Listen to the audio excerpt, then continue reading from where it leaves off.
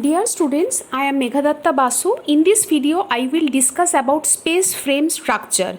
This is in Mumbai University, 5th year, semester 9, Theory of Structure 8, Architecture students.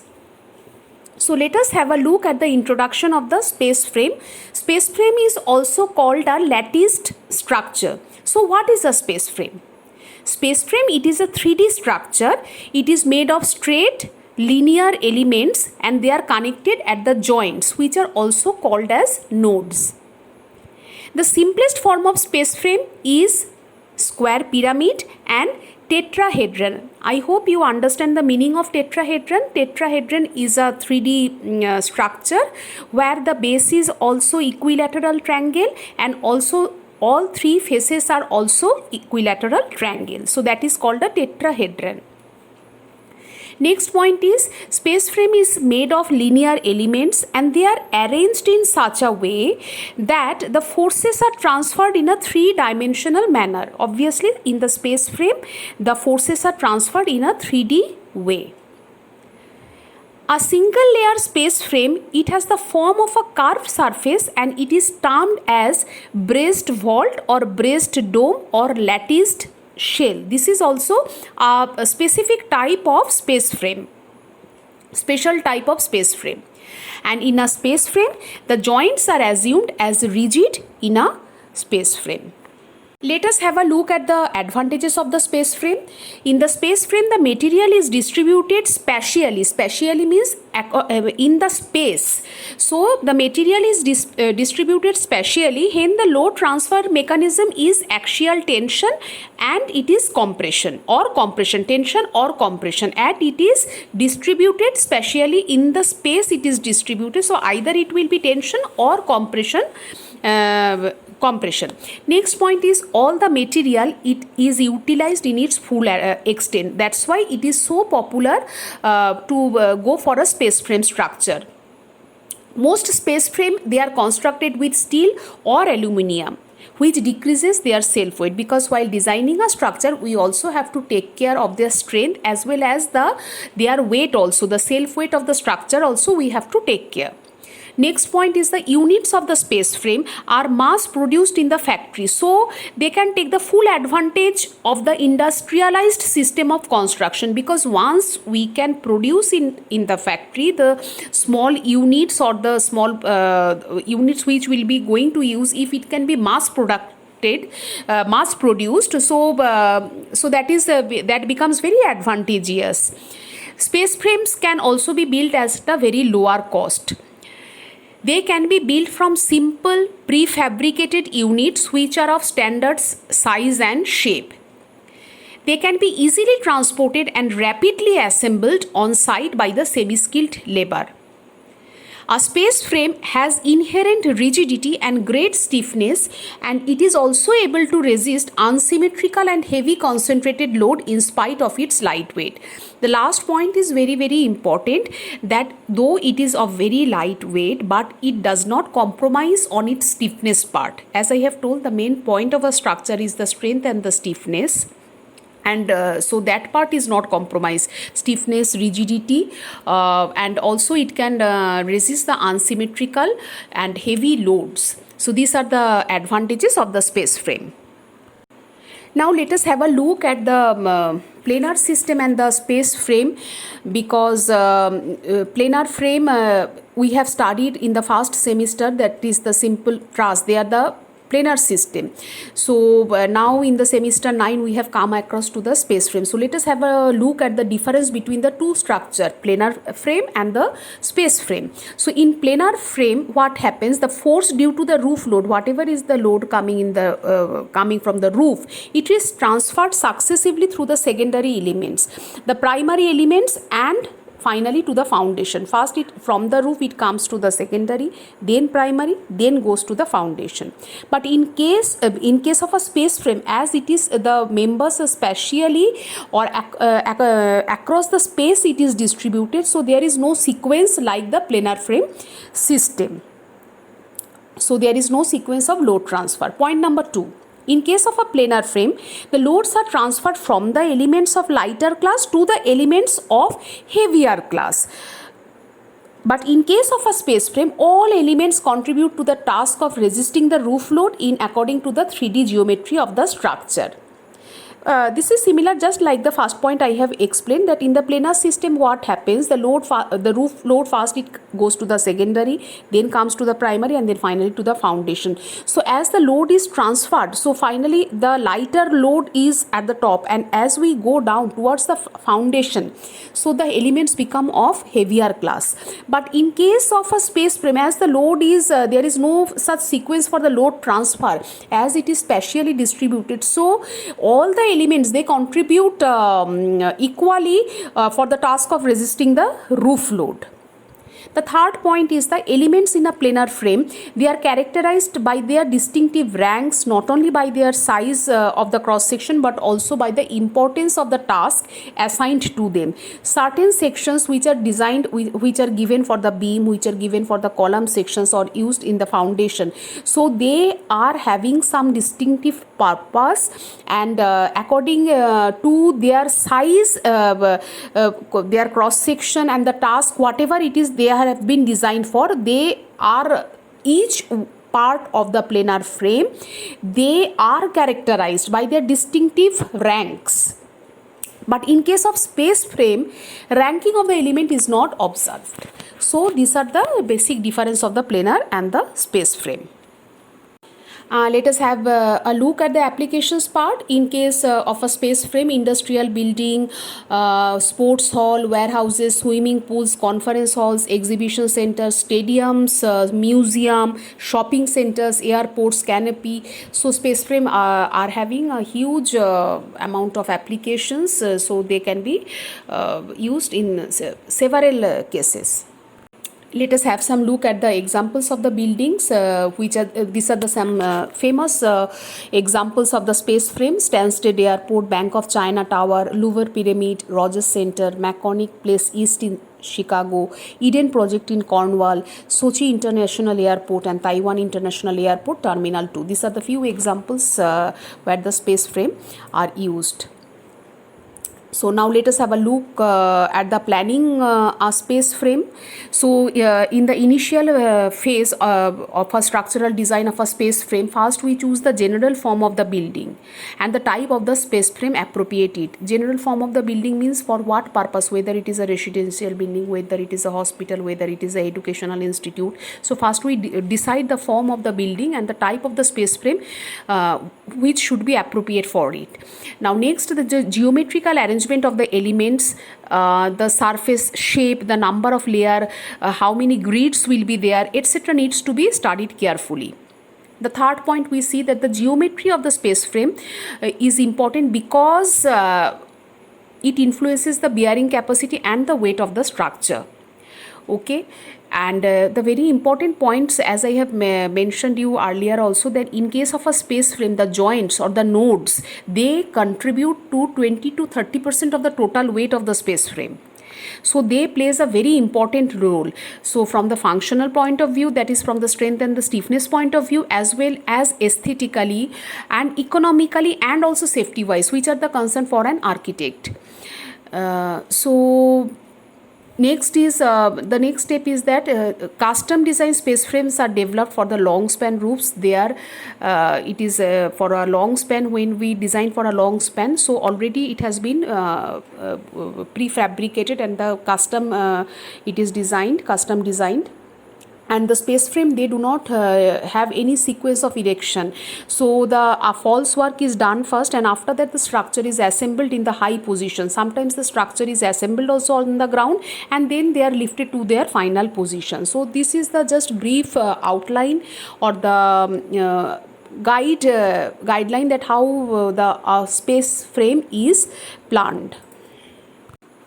Now let us take one example. Let us solve two numericals based on the space frame structure. First I will discuss about a space frame structure where parallel loads are acting, and let us see that how we can analyze the different forces on the space frame structure. Let us have a look at the question first, then I will explain you the concept. The concrete slab supports the vertical loads as shown in the figure. Find the resultant loads and its location. As you can see in the diagram, you can see that there is a concrete slab. There are four pillars over there at the four corners. So 3 kilonewton, 5 kilonewton, 6 kilonewton and 7 kilonewton loads are acting over there. So and the corresponding distances are given: 4 meter, 2 meter, 5 meter, all the distances are given.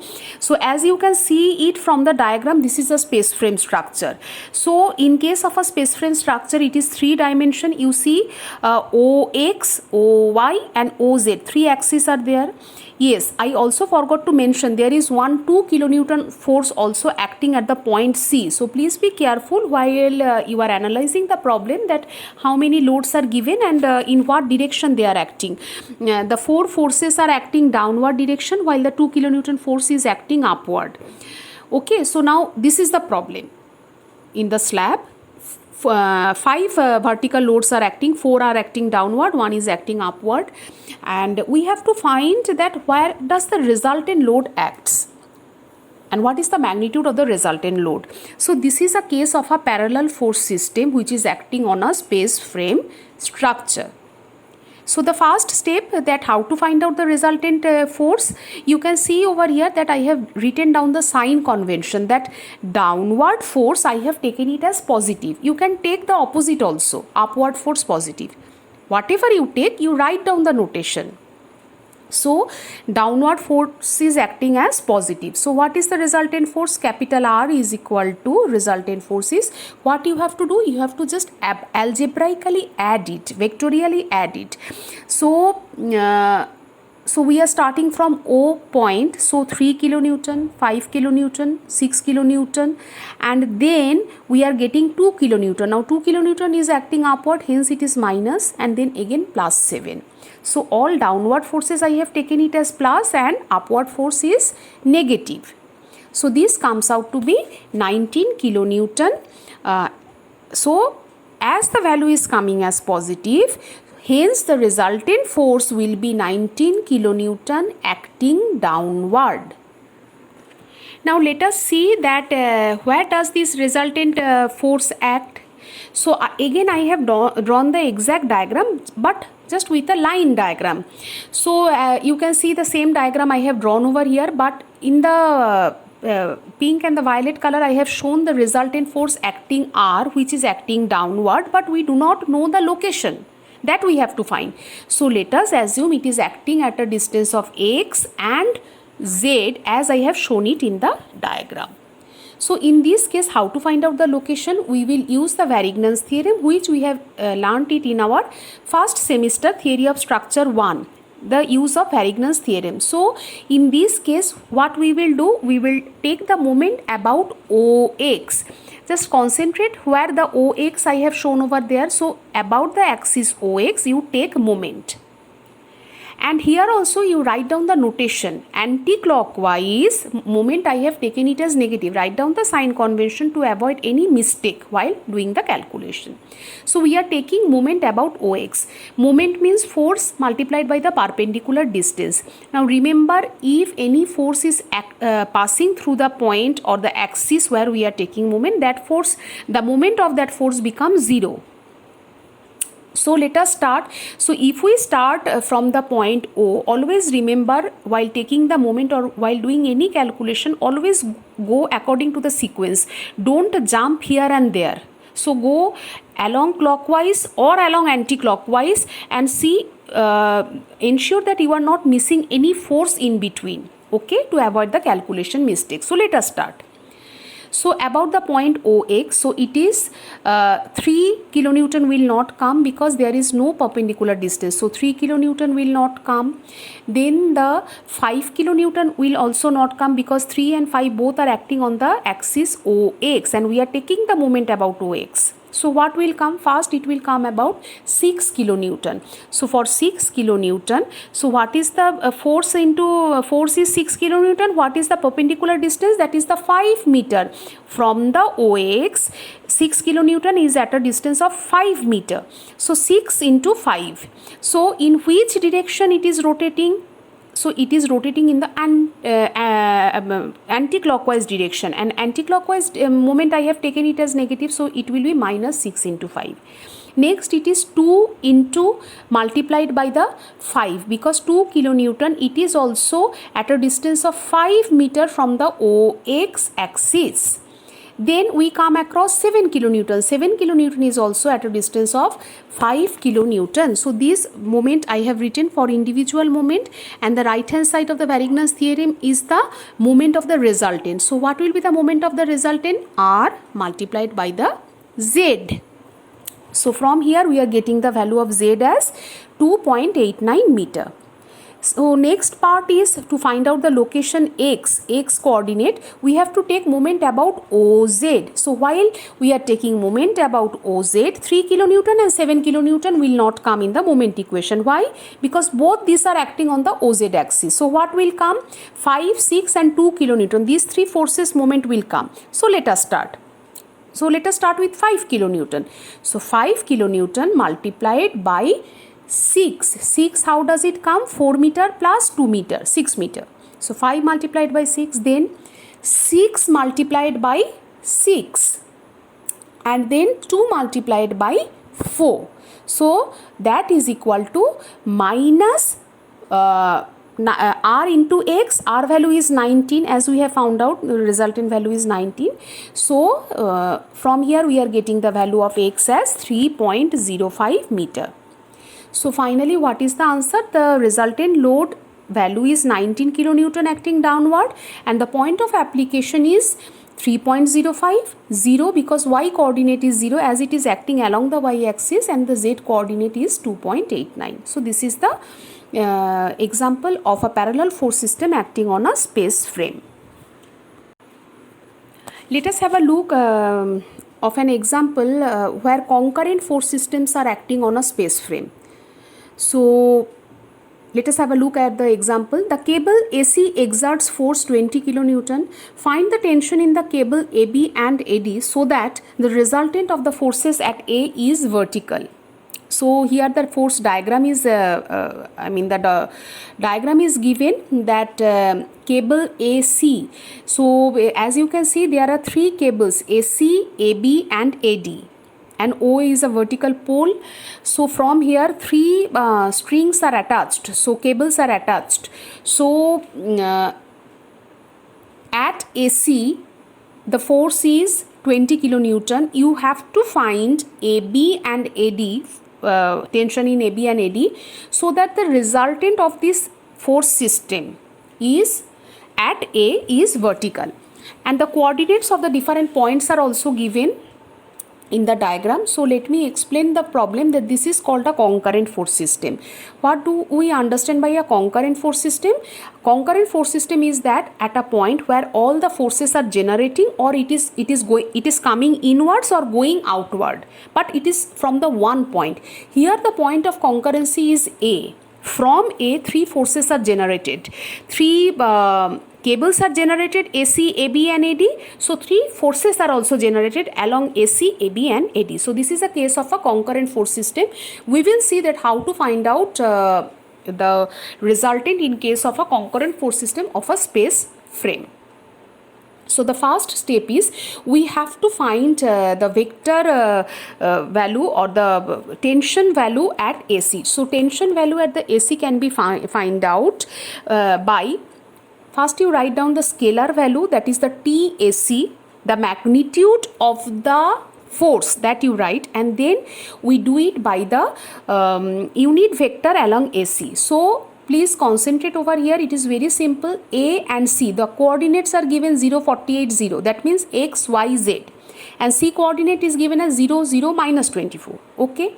So while we are writing AC, TAC, while we are finding TAC, we have to do C minus A, coordinate of C minus coordinate of A. So it will be, let us start. C coordinate, X coordinate is 0, A coordinate 0. 0 minus 0 is what? 0. And that is X. So unit vector is I. So that value we have not written. Next is 0 minus 48. And this is the Y coordinate. So unit vector along Y axis is J. So minus 48 into j.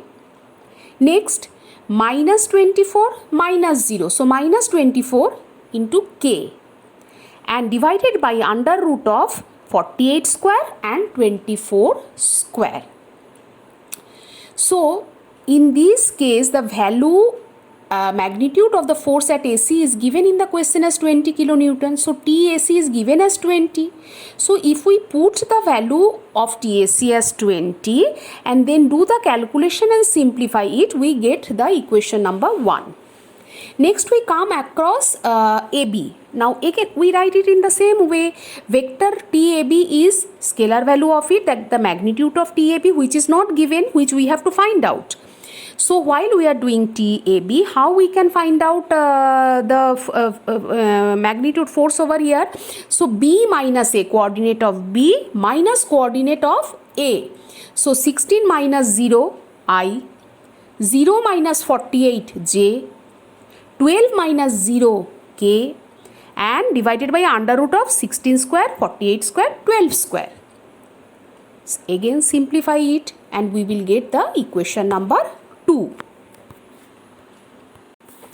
Similarly, TAD, vector TAD also we can find out. So that is equation number 3. Now resultant of 3 forces we can find out are vectorially we have to add all the 3 forces TAC plus TAB plus TAD in the vector format. Now in the question it is given that the resultant should be vertical. Vertical means what? Resultant is vertical. That means what? Only in the y direction or only in the vertical direction it exists. Other direction it does not exist, x and z direction. So what we can write? Summation fx and summation fy is 0.